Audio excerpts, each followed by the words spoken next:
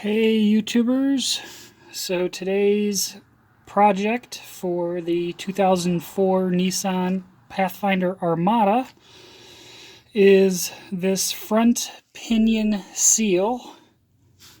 So as you can see, it's quite moist, and if we follow our way down here, we can see that there's some drips, and it's been dripping on the driveway. And it's about time to replace it. So there is another YouTube video I've come across. User is WannaBFree, and he did a similar repair on his 2004 Nissan Titan. So this Armada is basically a Titan frame, and pretty much most of the assembly is the same, except for it has an SUV body. So it's the same part number and everything. So what we need to do to replace this pinion seal is I already have the vehicle up on jack stands. And as you can see, so you want to make sure that it's lifted. And then I got the tires lifted a little bit too, but the other YouTube user, WannaBFree, thank you so much for creating that video. What he did to go about doing this repair is he took off this pan down here, and at least these fronts here are 12 millimeter sockets.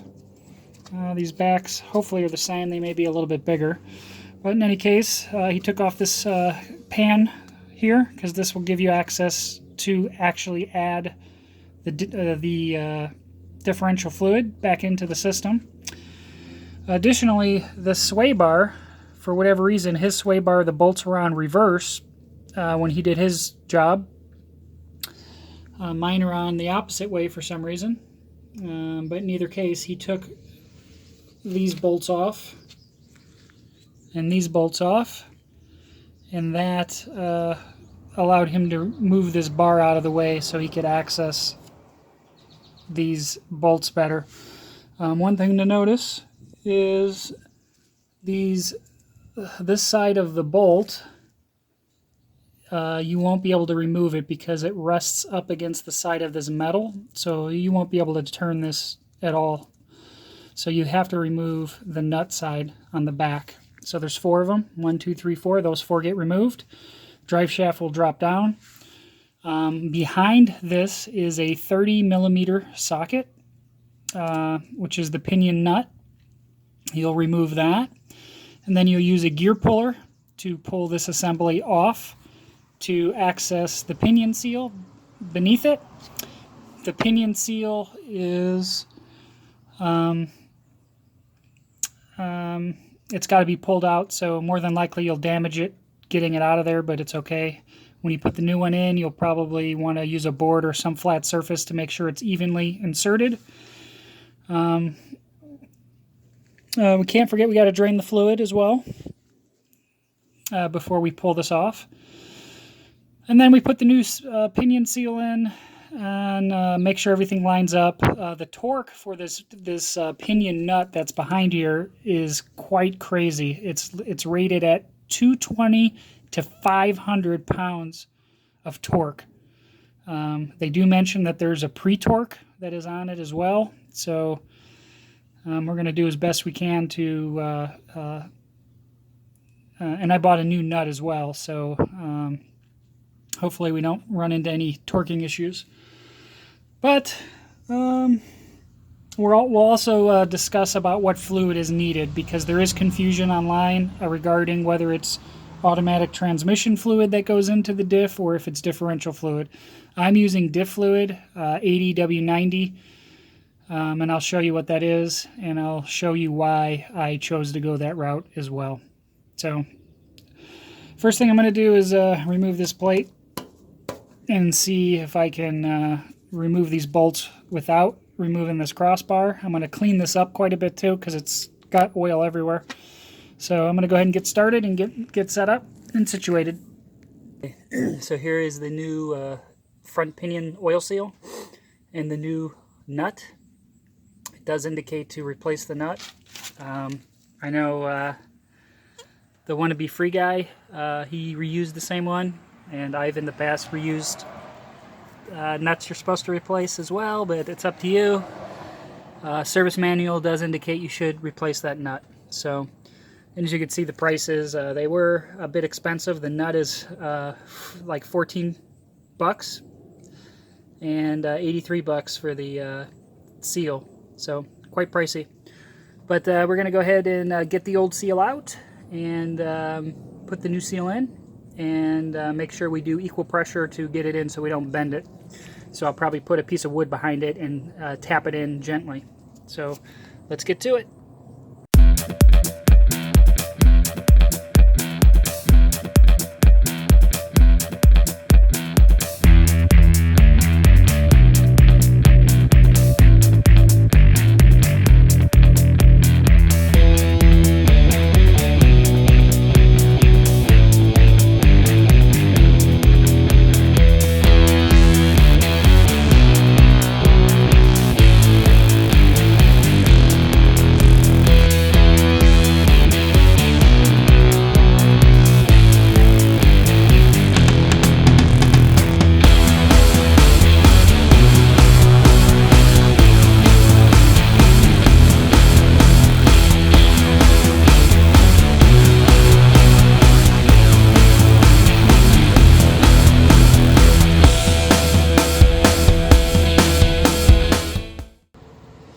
Okay, so I took the tire jacks that were underneath the tires out, because that gives me the ability to turn the drive shaft so I can get to this last bolt without having to actually move the car.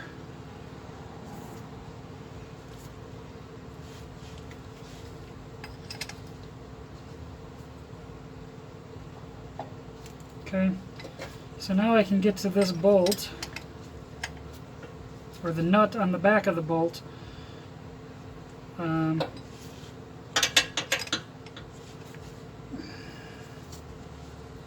going to bring it back to here.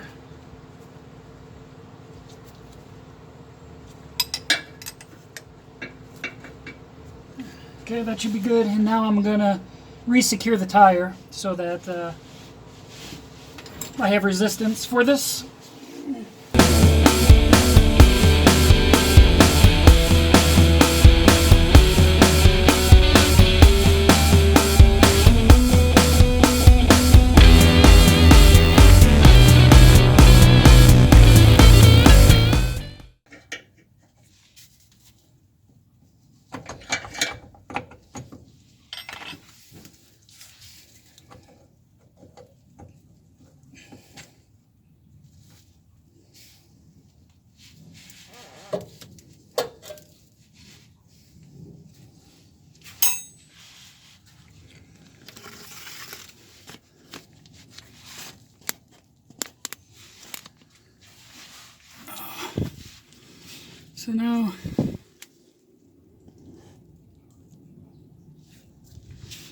So now we can see the bolt back here. So what the previous guy did as well is he marked it, because he reused the same bolt.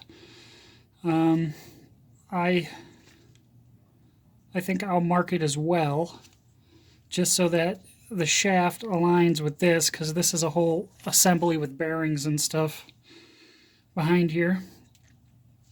So let me go ahead and mark this. Alright, we got a Sharpie.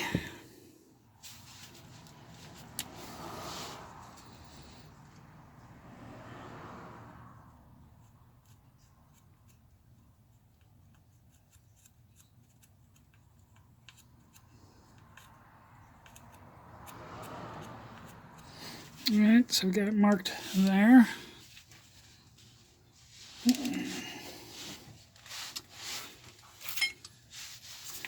So now we got our 30 millimeter. This one don't want to fit. It's too fat. I got to get a smaller 30 millimeter. Alright, so I have this 1/2 inch drive. The other one was a 3/4 drive. So this is a 1/2-inch drive.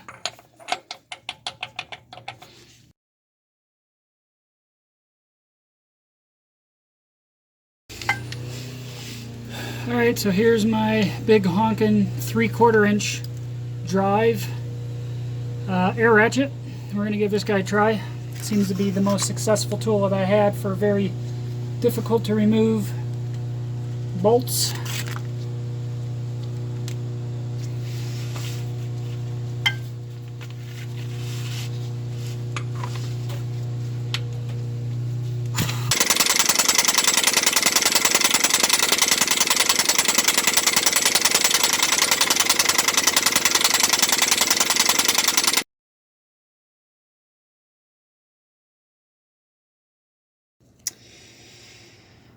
Okay, I finally got it off. It took a long time with that impact air ratchet. It was, they had to recharge the air tank probably 6-7 times before it finally came off. It was a real pain. I was almost ready to give up on it, but it finally came off.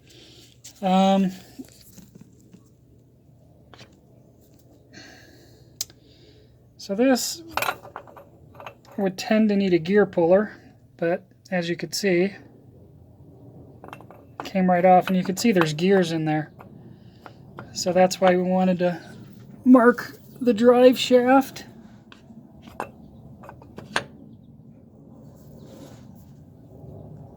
Like we did, so that we can line it back up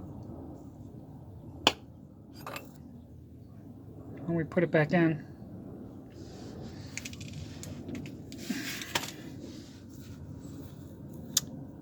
So that's the seal that we're going to pop out of there. I got to drain all the fluid first. So we're going to drain from here.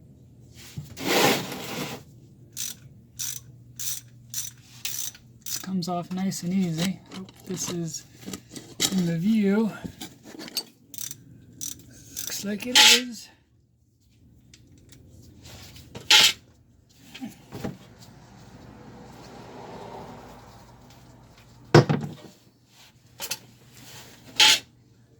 There we go.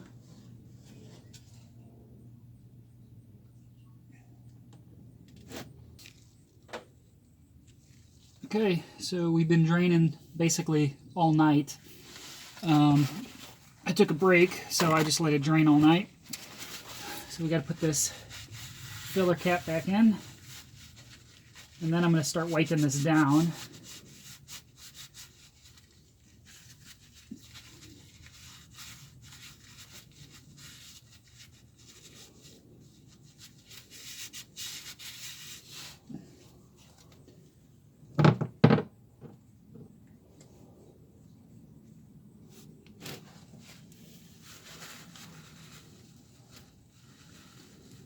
Seems like there's grease on the inside of this. Must be part of the seal.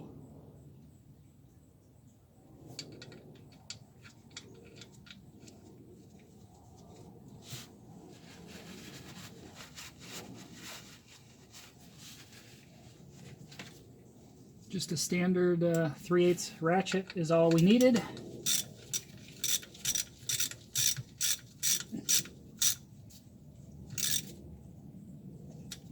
Okay, and then we'll check for leaks once we refill it. Let's get this oil out of here, it stinks.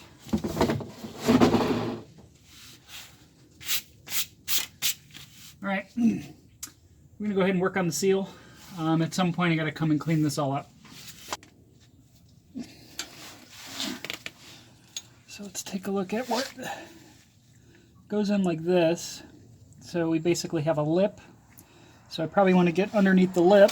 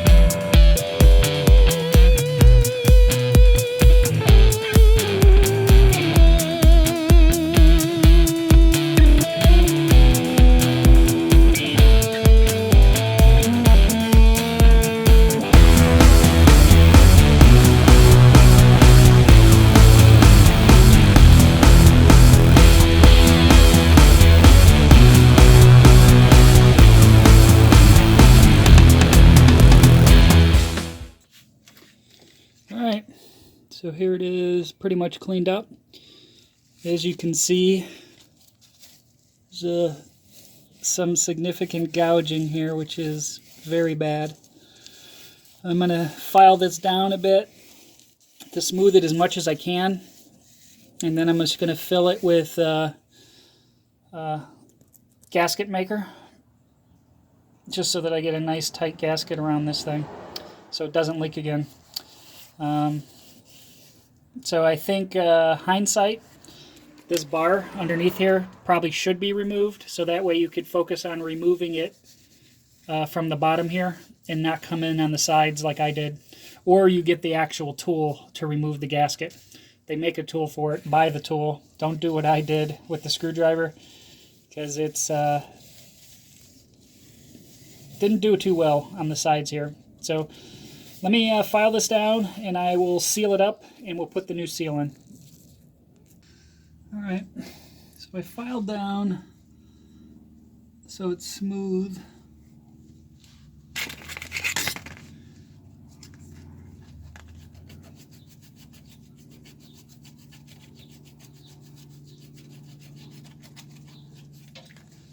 So we just have to fill these gouges with the RTV high temperature silicone. This is what I'm using.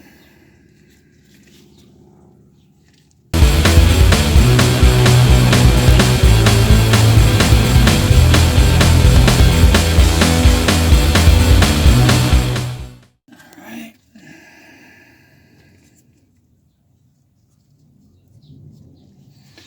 That looks pretty good to me.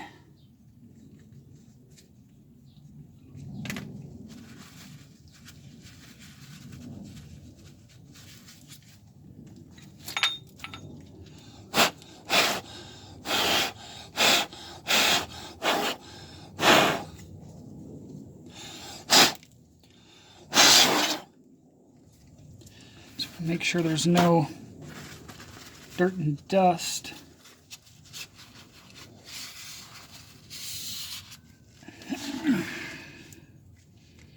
Alright, so here's our new seal.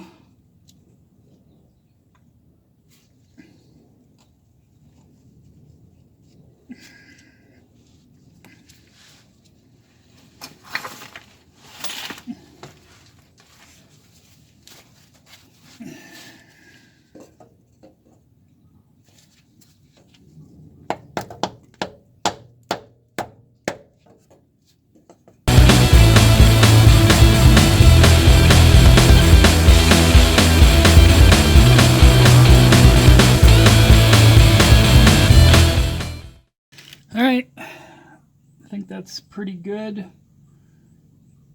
I may get a smaller piece of wood just to make sure that that side is in. It's kind of hard to tell.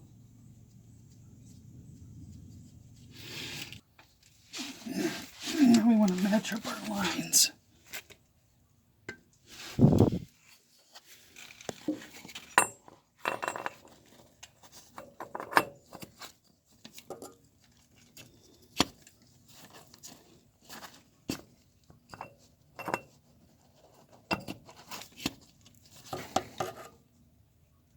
Looks about right.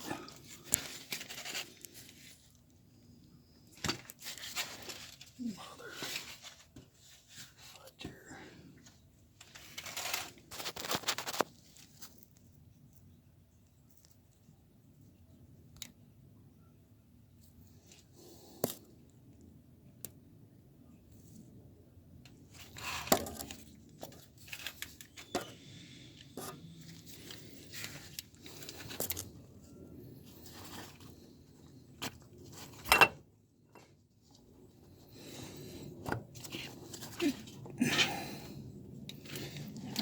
Sure that has to be it.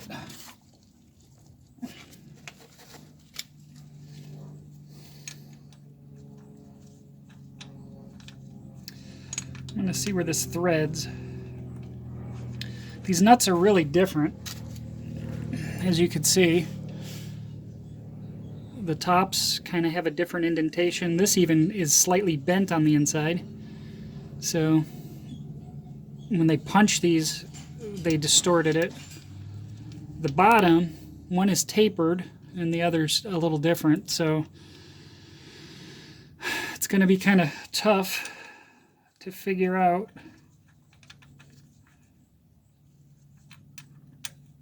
Alright, so it initially threads with this corner there.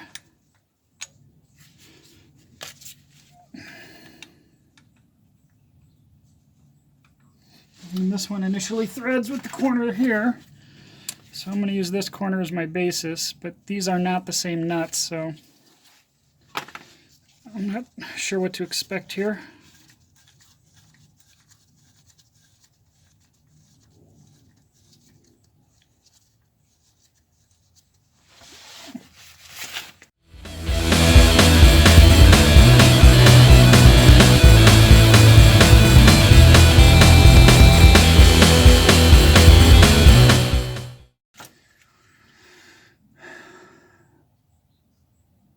Alright, so now we're going to start to torque this thing using our air ratchet.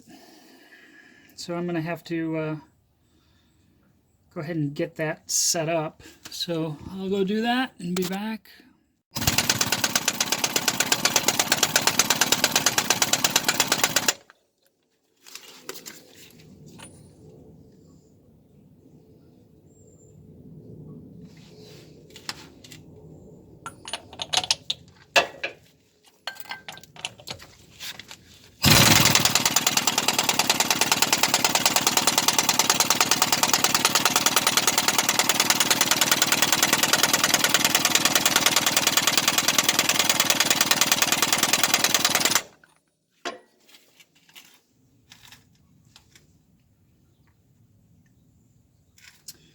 Alright, I think that's as far as it's going to get on there. Let's inspect.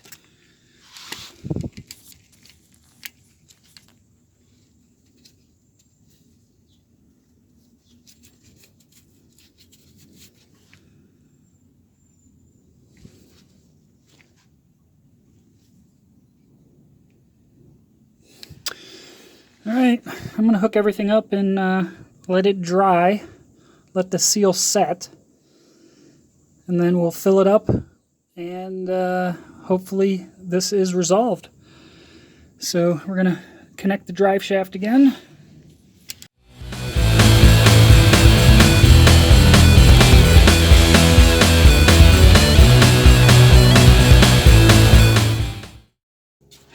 Alright. Everything is back. Whoa! Everything is back together. All 4 bolts are tightened.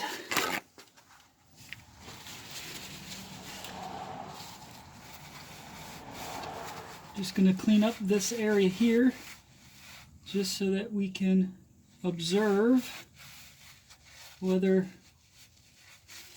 we're getting any leaks.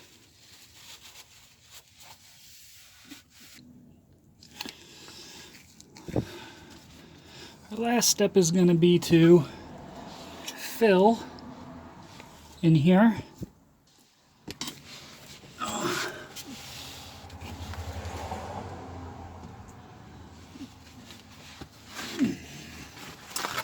This will be much easier with a pump, which I don't have.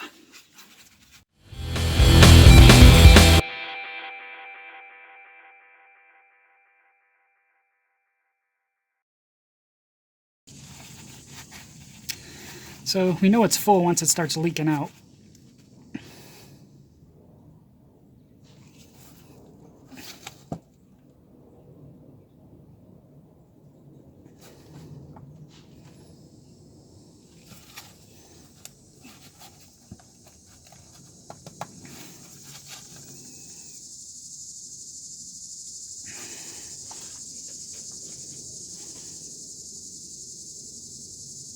Again, this would be better with a pump, which I do not have.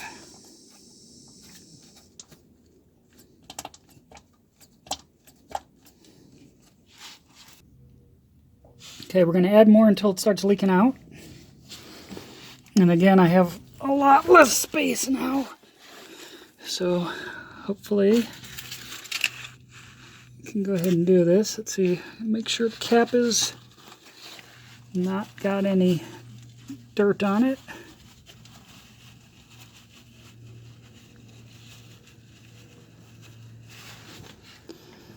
Alright, so here we go.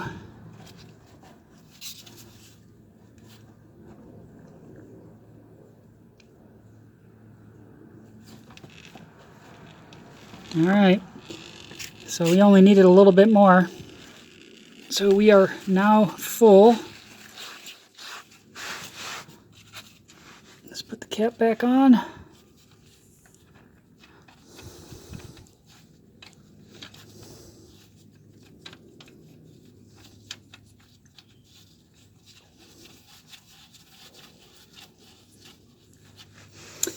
Alright, we just need to tighten it in.